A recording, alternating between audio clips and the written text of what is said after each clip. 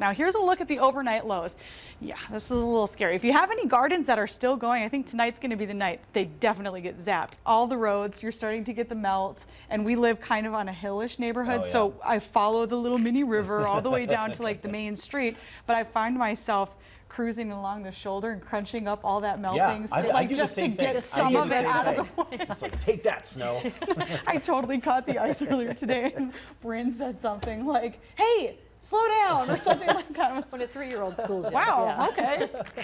Can't believe you felt that. We're still going to get those cold air outbreaks, those warm spells. We will see days with a lot of snow. We're going to see some days with not so much snow. It's just when all is said and done and we look back at those 3 months, this is the overall trend that we are expecting. And so all eyes right now on the Pacific Northwest as we do continue to see this onslaught of moisture associated with that jet stream steering it on into the region. Seeing well above average readings in the upper Midwest throughout much of the day today. My friends and family in Minneapolis trying to rub it in, saying they made it into the low 60s. And I said, haha, places in central Montana have been doing that for the last few days. But we are definitely seeing those warmer temperatures all over the northern Rockies.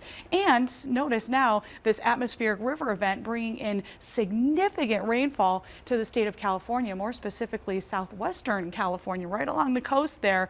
LA could see anywhere from 2 to 5 inches here over the next day or so.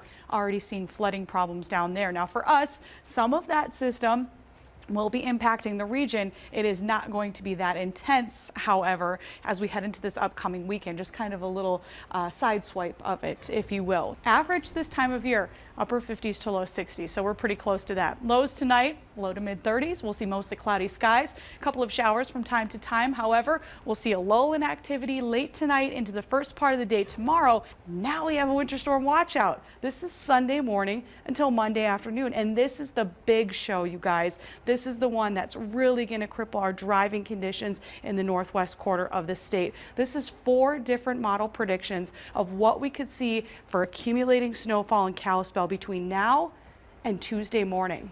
This is no joke. This is just one model's prediction. That doesn't mean this is going to happen. Low pressures spin counterclockwise, and this is just, again, textbook. So in the front of the system, you get that warm southwesterly flow. Behind it, that direction changes. Now things are coming out of the northwest. And that's why we see the colder air behind the cold front as these systems develop. We've got mixed precipitation for the eastern Great Lakes region, and unfortunately today, a lot of severe weather along that line, along that cold front. You know what's kind of, this actually wouldn't be very funny, but if you were just happened to be at a stoplight and you saw a pothole and you saw somebody coming at you, just look at their faces, because I know if you saw my face, oh jeez, every time I hit one, I'm like, oh, like, it's so bad. I'm like, that's not good for the car.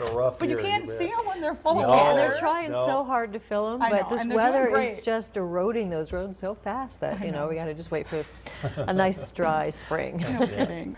MTN's Erin Yost and Ariane Lake were on hand this past week, literally learning the ropes. So then you got to choke up the rope. Holy so you're cow! constantly going up and down on your rope. Oh, okay, yeah. I see. Oh yeah, look at him pull up on the rope. Or that's going to get hung up on my ski. Nope, don't even think about the rope behind you. Yeah. Erin took it careful on the first lap, but it was no time at all before she got the hang of it.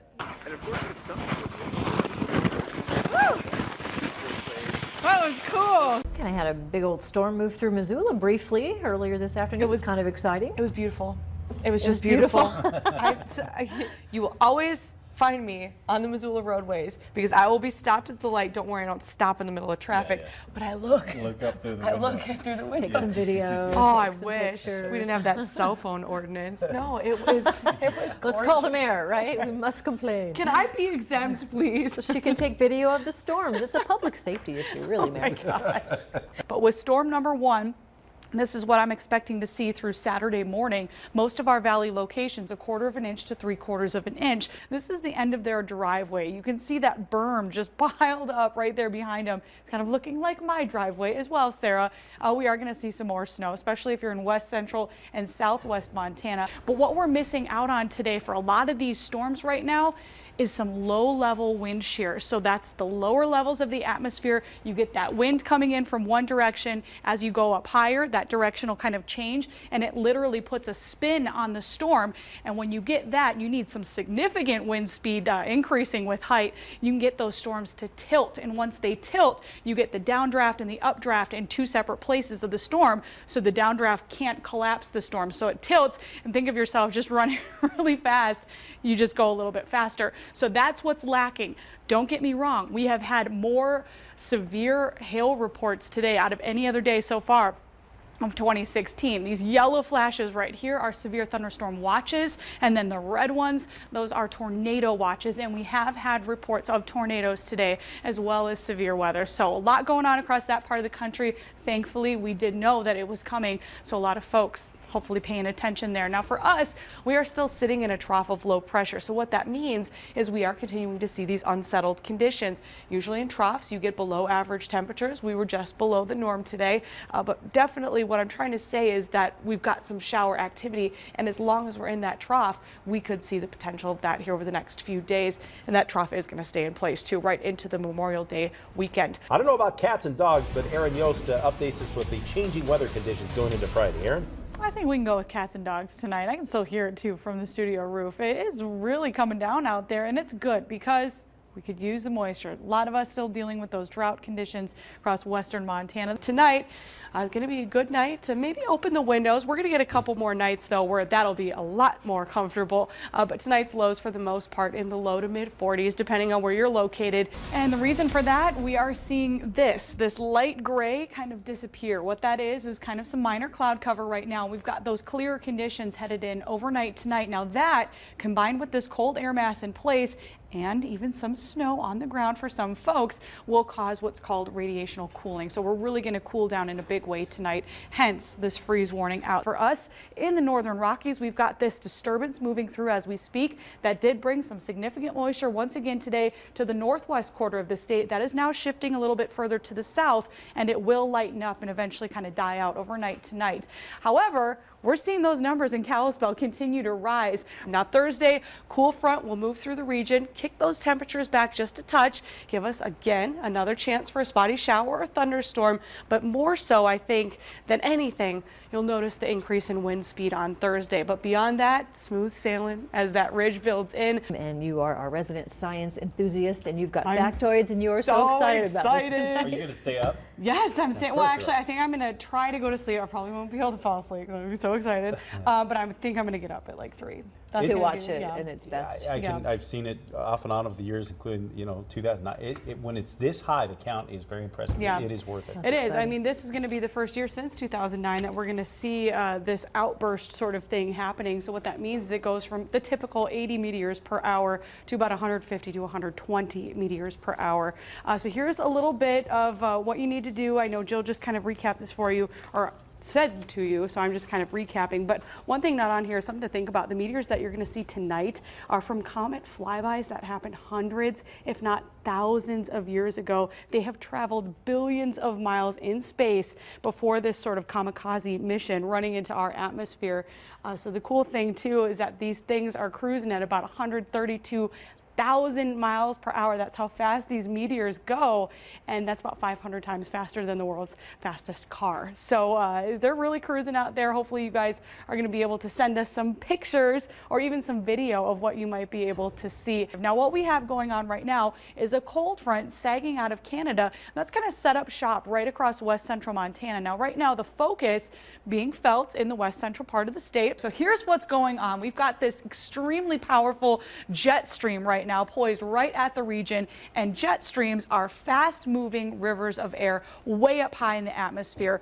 They steer those systems around basically.